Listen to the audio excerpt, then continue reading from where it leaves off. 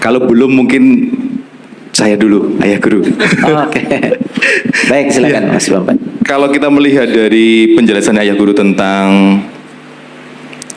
lapisan bawah tadi Kamandanu, kemudian rupa datu, aroma datu itu berarti secara hakikat itu tubuh kita ini sebenarnya candi ya, Ayah Guru. Kemudian sifat-sifat kita itu adalah relief-relief yang ada pada sebuah candi. Apa benar ya gitu sebenarnya? Ya, betul sekali. Jadi sebetulnya candi itu melambangkan tubuh kita. Tubuh kita ini begitu banyak isyarat di sini yang harus dibaca. Relief itu kan menceritakan perjalanan kehidupan. Dan relief itu adalah perjalanan kehidupan kita. Bagaimana kita bisa menyadari bahwa kita ada di alam mana saat ini, dan bagaimana kita bisa mentransformasikan diri kita menuju pada alam yang lebih tinggi supaya mencapai kebahagiaan. Karena kan puncaknya kehidupan itu kan sebenarnya kebahagiaan. Jadi kalau kita lihat dari bawah, dari kaki kita terus naik ke atas sampai ke sini, kan sebenarnya stupa kita itu adanya di sini. Oleh karena itu maka puncak kesadaran manusia itu ada di sini. Dan secara saintifik kita sudah bisa membaca dari riset-riset neuroscience bagaimana sekarang manusia bisa mengungkap tentang rahasia bagian atas dari tubuh ini. Karena bagian atas di tubuh ini ternyata itu adalah sistem kendali dari semua tubuh kita yang di bawah. Di sini ada yang namanya pineal gland. Itu adalah pusat sistem kelistrikan manusia, pusat sistem kimiawi manusia. Dan kalau ini bagus, maka yang bawah akan bagus. Kalau ini tidak bagus, yang bawah juga akan rusak. Karena sistem kendali manusia itu ada di sini. Bahkan pemenang hadiah Nobel tentang God spot, namanya Profesor Ramachandran, itu menemukan bahwa God spot, namanya titik Tuhan, ada juga di daerah atas. Maka daerah atas itu sering disebut dengan pusat kesadaran. Karena itu adalah pengendali. Karena kesadaran itu yang bisa mengendalikan kegelapan manusia. Ketika manusia sudah naik di alam yang tinggi, maka di tempat ketinggian itu selalu bisa melihat sesuatu dengan bijaksana. Coba, kalau kita naik gunung ya, di ketinggian itu selalu ada kesejukan, ada keluasan, betul nggak? Makanya begitu kita sampai di puncak gunung, maka kita akan bisa melihat pemandangan yang lebih luas, sudut pandang yang lebih luas. Dan sudut pandang yang lebih luas itu adalah simbolisasi dari kebijaksanaan. Tetapi untuk mencapai ya keluasan itu, kita harus menemukan satu dasar yang disebut dengan kebijaksanaan sejati. Dan kebijaksanaan sejati itu adalah tahu kalau kita tidak tahu. Jadi kebijaksanaan sejati itu adalah tahu kalau kita tidak tahu. Orang yang tahu kalau dirinya tidak tahu, maka dia akan mencari tahu. Dan hanya orang yang tahu kalau dirinya tidak tahu yang bisa mencari tahu. Orang yang tidak tahu kalau dirinya tidak tahu tidak akan pernah mencari tahu. Makanya orang yang tidak tahu tetapi dirinya tidak tahu bahwa dirinya tidak tahu, maka itu yang disebut dengan kebodohan. Nah, untuk mencapai kebijaksanaan yang tadi, kita harus punya kebijaksanaan sejati. Kebijaksanaan sejati adalah tahu kalau kita tidak tahu. Nah, jadi sebetulnya ya, tubuh kita inilah candi. Dan tubuh kita ini adalah kendaraan yang terhebat yang diciptakan semesta untuk mencapai kebahagiaan yang tertinggi. Maka siapa yang sudah bisa membaca rahasia tubuhnya, sebenarnya dia sudah mulai mengenal dirinya. Maka siapa yang kenal dirinya, kan dia akan kenal kepada Sang Penciptanya. Maka Allah mengatakan dalam Al-Quran, aku bentangkan kebesaranku di segala ufuk. Dan yang paling penting, aku bentangkan kebesaranku pada dirimu sendiri. Dan siapa yang menemukan kebesaranku, tanda-tandaku dalam dirinya, maka dia akan menemukan aku. Jadi sebenarnya pesan leluhur kita dengan candi, puncaknya apa? Tetap menyampaikan kita kepada Dia, Sang Pemilik kita, Sang Pemilik semesta. Barangkali itu. Oke, baik. Terima kasih. Tidak bijak apabila MC yang tanya terus. Kepada peserta silakan untuk terlebih dahulu untuk bertanya. Kesempatan yang luar biasa untuk bisa bertanya langsung kepada Ayah Guru. Dipersilakan.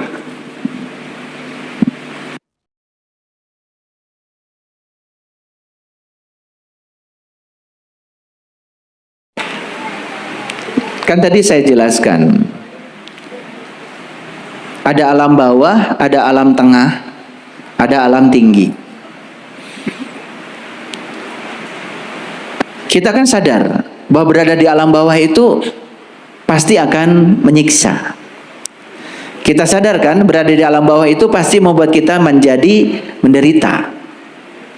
Sadar kan bahwa berada di alam bawah itu membuat kita jadi begitu banyak mengalami kesakitan. Karena sumber kesakitan adalah kebodohan. Saya pastikan tidak mungkin ada manusia yang mau tetap di alam situ. Pasti akan ingin naikkan ke atas. Syukur-syukur kalau sampai di alam atas. Tapi untuk mencapai alam atas itu memang ada alam antara. Di situ ada yang namanya proses. Nah, proses itu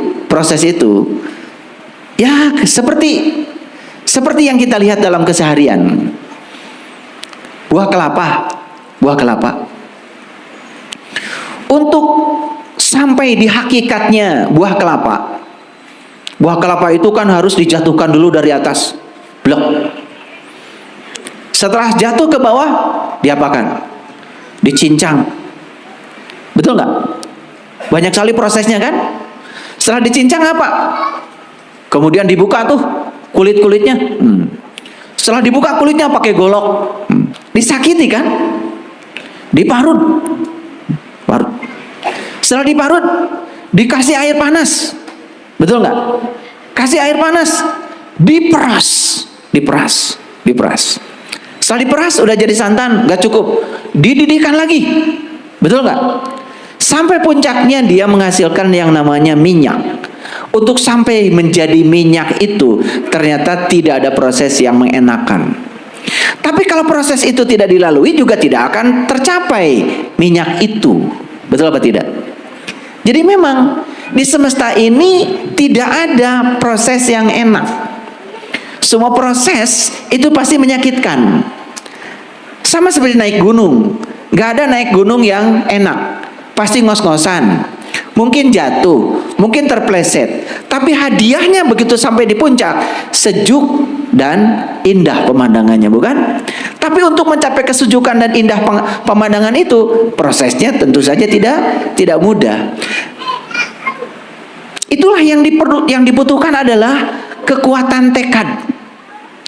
Makanya untuk menempuh perjalanan spiritual itu digambarkan dalam Al-Quran sendiri, prosesnya adalah mendaki.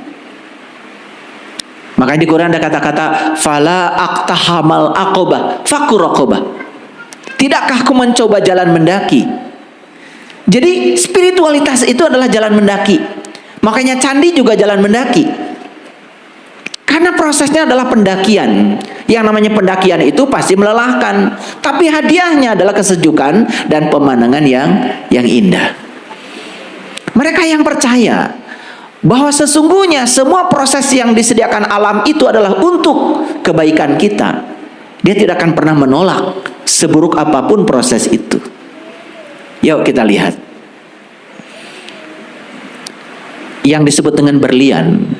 Bukankah itu sebetulnya batu yang digosok terus menerus, bukan? Lalu menjadi indah dan bercahaya. Dan kalau tidak mau digosok, tidak mau mengikuti proses itu, tidak akan terjadi batu yang indah. Jadi kesimpulannya, pantaskan diri kita mampu, layakkan diri kita bisa. Karena apa? Bisa tidak bisa itu adalah masalah pikiran kita. Kalau kita memantaskan diri kita, saya pasti bisa, saya pasti melewati jalan itu. Kalau pikiran kita memastikan itu, pasti kita akan sampai di sana. Tetapi kalau kita dari sejak awal sudah menyatakan saya tidak layak, saya tidak pantas, ya sudah, semesta pun tidak akan pernah menolong kita. Karena tidak ada yang bisa menolong kita kecuali diri kita sendiri. Jadi untuk mencapai puncak yang sederhana itu memang prosesnya tidak selalu sederhana. Tetapi kalau kita tidak mau melibatkan diri di situ, kita juga tidak akan pernah mengalami kemajuan apapun dalam kehidupan ini. Karena hidup yang layak untuk dihidupi adalah hidup yang banyak sekali dengan cobaan. Sekali lagi, hidup yang layak untuk dihidupi adalah hidup yang banyak cobaan. Dan saya sudah jelaskan di kajian saya sebelumnya, bahwa cobaan itu adalah berkah yang tersamarkan saja. Yang disebut dengan cobaan itu adalah berkah sebetulnya, cuma tersamarkan karena kita masih katarak, penglihatan kita belum jelas. Nanti di tingkat kesadaran tertentu kita melihat bahwa ternyata semua hal yang tidak diinginkan dalam hidup kita justru itu yang mengantarkan kita pada kesadaran baru. Sayang sekali, begitu yang tidak diinginkan dalam hidup biasanya kita menolak, bukan? Karena kita hanya siap untuk menerima yang kita ingin.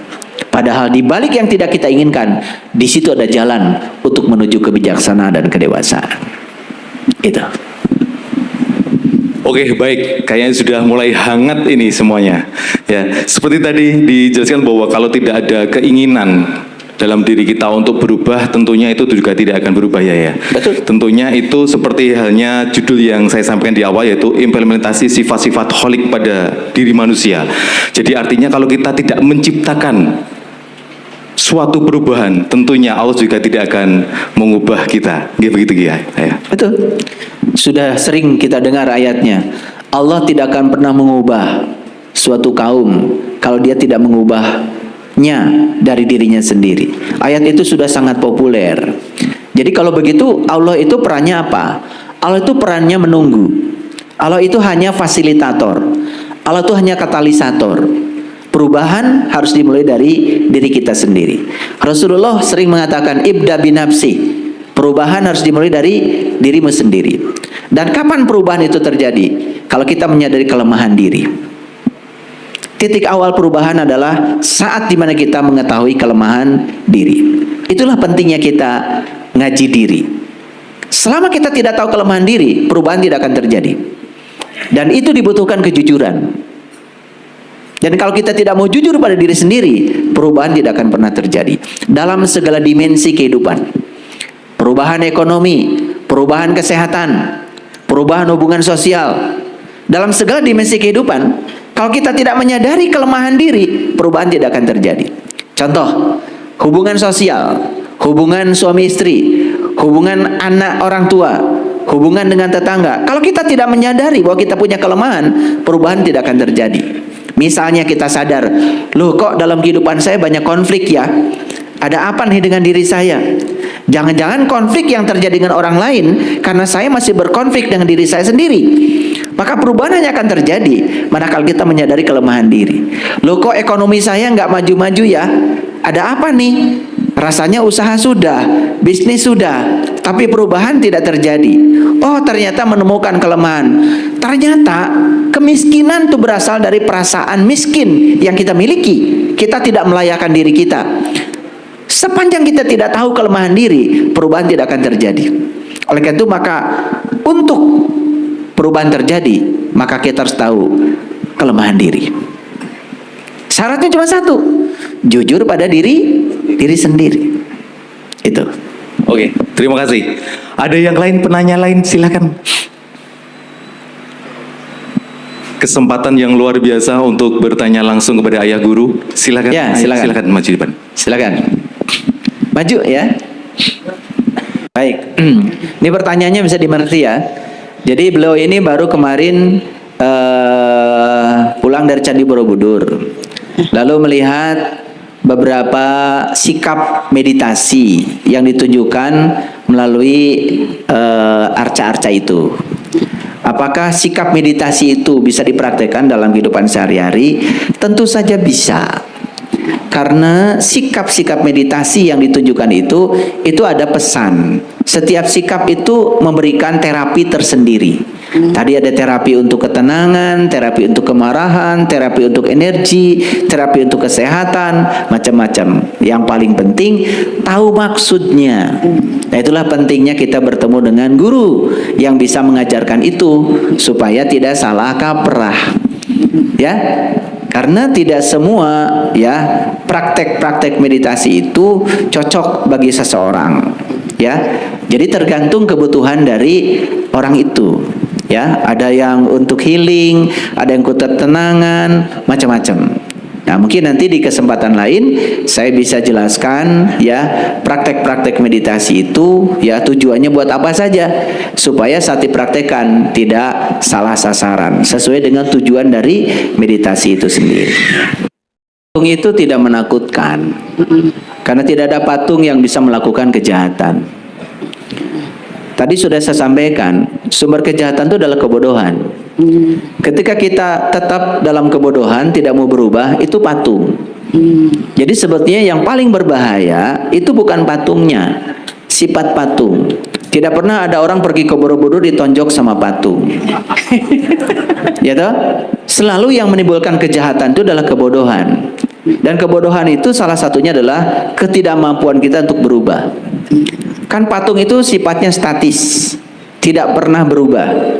Justru ketika kita tidak mau berubah, merasa paling benar, ya, merasa paling hebat, ya, lalu kita tidak mau belajar, itulah sifat yang sangat berbahaya.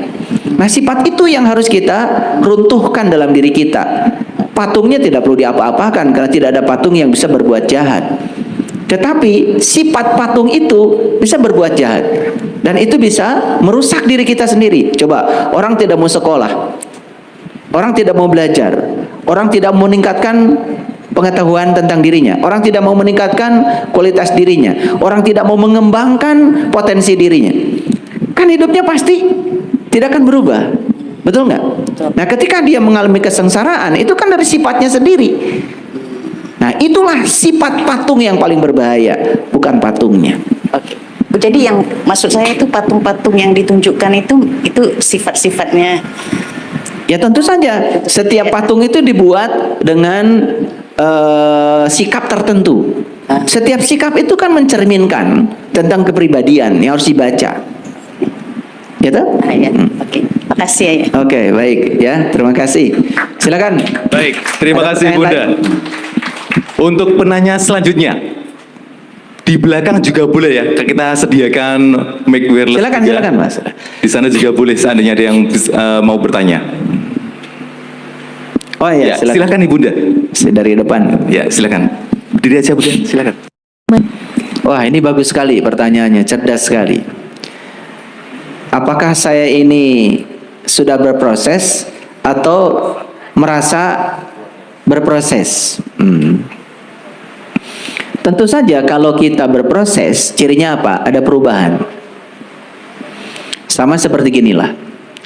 Mana sih yang paling bagus? Orang suci atau orang yang disucikan? Mana yang bagus? Orang suci atau orang yang disucikan? Yang suci atau yang disucikan? Orang suci ya. Bagus. Orang yang disucikan kan disucikan oleh orang lain, dianggap suci. Apakah dia suci? Belum tentu. Karena orang yang sudah suci, dia disucikan atau tidak disucikan, dia tidak akan pernah terkotori, tetap aja suci. Kan gitu. Nah, oleh karena itu, jadilah orang suci. Jangan jadi orang yang disucikan. Supaya disucikan, kan orang bisa, ya, kemudian menarik orang lain supaya mensucikan dirinya. Ya, supaya dianggap suci. Dianggap suci kan belum tentu suci. Yang suci itu disucikan atau tidak disucikan, tetap saja dia suci karena dia sudah mencapai kesucian, gitu. Nah, sama seperti tadi. Ciri orang yang sudah berproses, dia sudah mengalami perubahan. Dia sudah mengalami pertumbuhan. Orang yang merasa berproses itu kelihatan. Kalau kita merasa sudah berproses tapi tidak berubah, itu namanya tidak berproses. Dan perubahan itu yang paling tahu, awas, bukan kita, orang lain. Jadi kalau Ibu Dini ya, Ibu Dini ingin tahu, apakah saya ini sudah berproses atau merasa berproses? Tanya orang yang di sekitar kita, yang paling dekat saja, pasangan hidup kita. Apakah saya berubah atau tidak? Tanya dia. Awas, orang yang merasa berproses suka tanya pada diri sendiri, merasa dirinya sudah berubah, pada lingkungan tidak merasa perubahan apa-apa. Makanya saya sering mengatakan, ukuran untuk melihat kita sudah berproses adalah orang di sekitar kita. Misalnya, yang sederhana aja, anak kita. Coba dari hari ke hari, ya, kita tanya, Apa sih perubahan yang terjadi pada diri saya? Ya kan? Sederhana saja, sederhana. Rasa nyaman anak. Kan ada anak yang merasa tidak nyaman dengan kehadiran kita. Ternyata dia merasa nyaman dengan kehadiran kita. Itu saja, itu sudah berproses. Oleh karena itu maka ukurannya adalah orang di sekitar kita. Itulah pentingnya sesekali kita bertanya pada mereka. Ya, ini penting ya, penting. Penting. Sesekali kalau kita sedang belajar untuk berproses, tanya orang di sekitar kita, anak, pasangan, sederhana saja. Nah kalau mereka merasa kamu sekarang berubah, kamu sekarang jadi nggak cerewet seperti dulu lagi. Kamu dulu marahnya sehari 100 kali, sekarang kamu marahnya tinggal 99 kali. Itu udah bagus. Kan udah kurang 1 dalam sehari, betul nggak? Kan selama 100 hari, siapa tahu bisa berkurang, betul nggak? Nah itu. Oleh karena itu, tanya orang di sekitar kita. Itu ya. Oke. Silakan, ada lagi? Silakan ayah bunda yang mau mungkin belum puas ataupun masih mau bertanya, silakan. Silakan. Silakan. Ya, Bapak silakan. Silakan. Oh ya, ada dari belakang. Baik, Pak Tri ya. Sering nonton di YouTube ya. Baik. Mohon diajarkan sholat khusyuk. Ya tentu saja tidak di sini.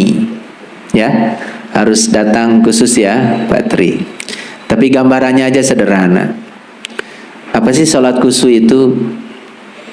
Apa sih kata khusyuk itu? Itu bahasa Quran itu, khusyuk itu, bukan bahasa kita. Kalau di Quran ada kata-kata begini.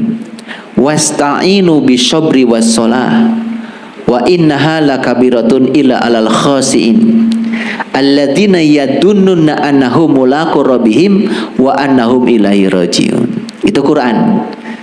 Ya, Allah bilang minta tolonglah kepada Allah 2. 1 dengan sabar, 2 dengan sholat. Jadi minta tolong itu cuma 2 aja. Dengan sabar dan sholat. Tapi yang demikian itu tidaklah mudah kecuali bagi orang yang sudah khusyuk. Khusyuk sabarnya, khusyuk sholatnya. Jadi sebenarnya ada 2 tuh pelatihan kalau di saya. Sabar khusyuk dan sholat khusyuk. Karena kan di Quran 2, ya minta tolong itu dengan sabar dan sholat. Dan tidak bisa kecuali bagi mereka yang sudah khusyuk. Khusyuk sabarnya, khusyuk sholatnya, udah itu minta tolong.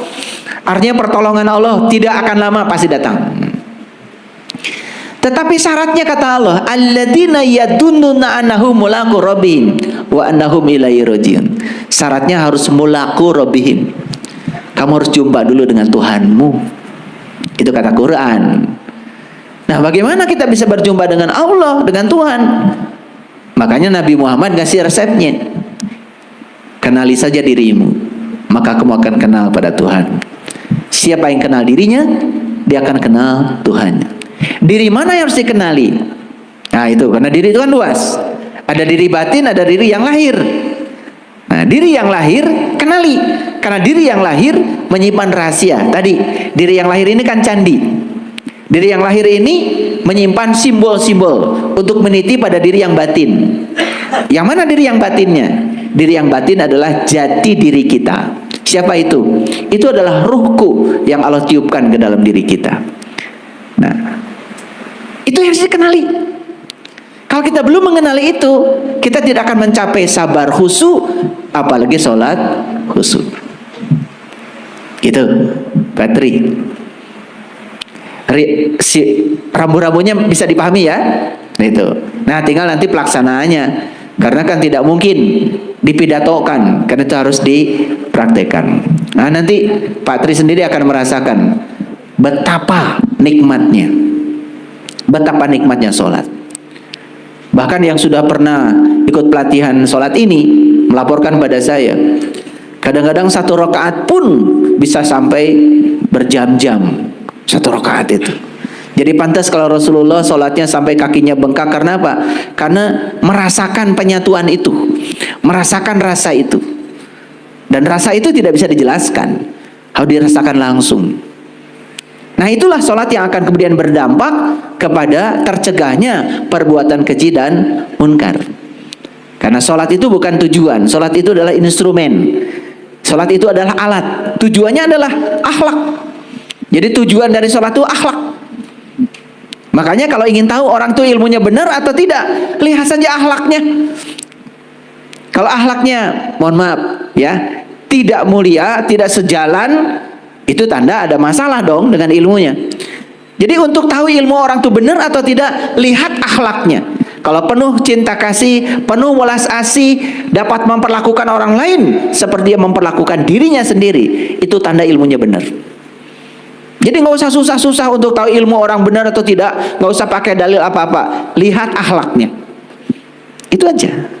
Jadi gunakan ukuran yang sederhana supaya tidak ruwet belajarnya. Paham ya? Baik, terima kasih. Tadi ada penanya dari sebelah sini, silakan. Pak Mas Sudi ya. Ya. Merubah cara berpikir itu tidak seperti membalikan telapak tangan. Perhatikan saya.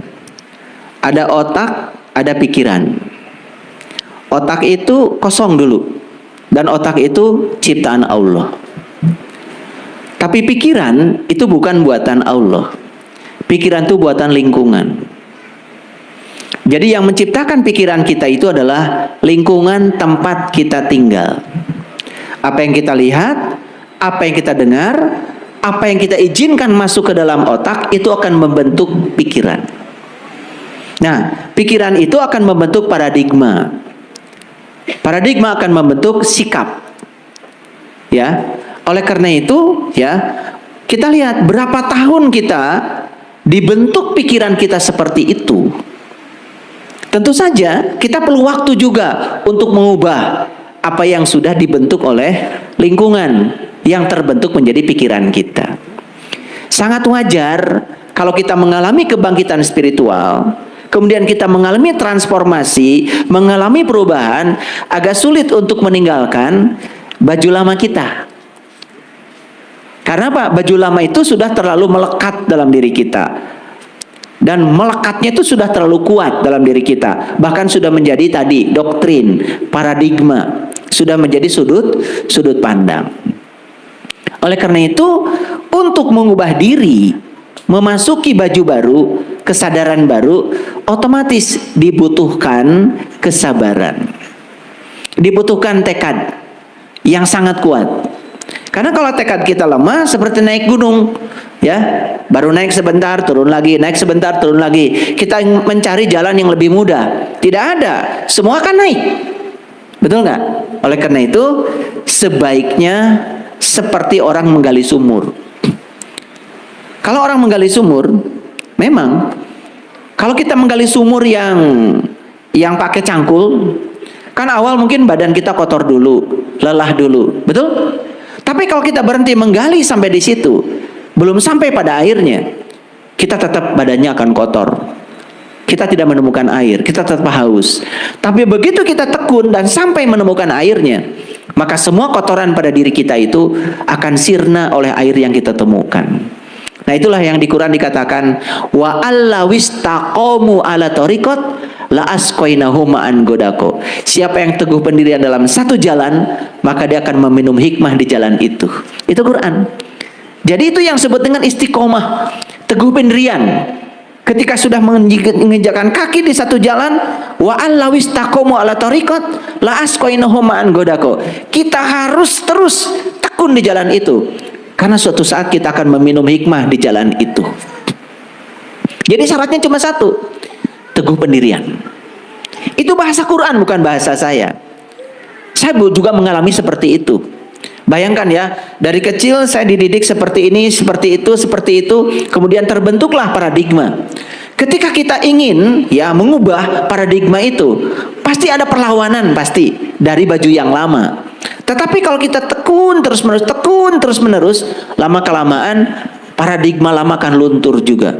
Sehingga kita akan memiliki paradigma baru yang lebih fleksibel, ya, lebih bijaksana, lebih luas, ya, seperti itu. Syaratnya cuma satu, ya, teguh pendirian.